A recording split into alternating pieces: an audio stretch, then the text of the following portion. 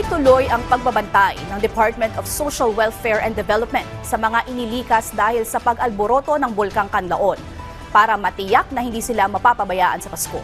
Ang detalye sa balitang pambansa ni Gav Villegas ng PTV Manila.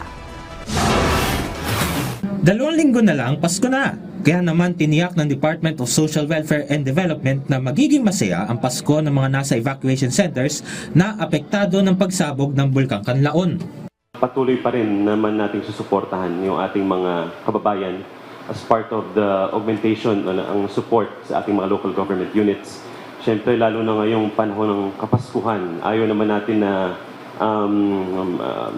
medyo malungkot na ngayong kanilang na-experience because of the eruption na displaced sila. So, this time of the year naman, bigyan natin sila ng saya kahit paano madami lang yung spirit of Christmas.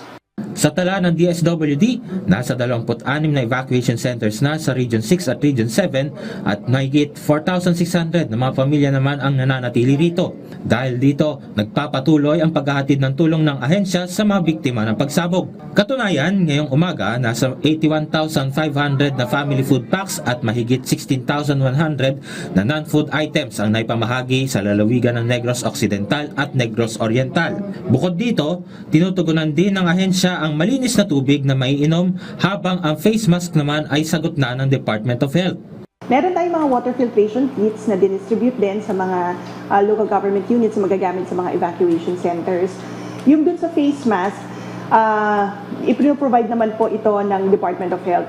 Samantala, nakikipag-ugnayan na rin sa DSWD ang Juvenile Justice and Welfare Council para matiyak na hindi mapapabayaan at matutugunan pa rin ang pangangailangan ng mga Children in Conflict with the Law o CICL o yung mga kabataan na may pananagutan sa batas. Nagbibigay din po kami ng technical assistance through our regional JJ committee para matulungan din yung pag-handle sa kanila ng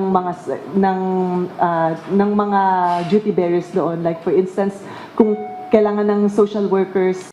Tiniyak din ng DSWD na may magbabantay sa mga kabataan na nasa evacuation centers para hindi maabuso at mapangalagaan ang kanilang mga karapatan. Mula sa People's Television Network, Gav Villegas para sa Balitang Pambansa.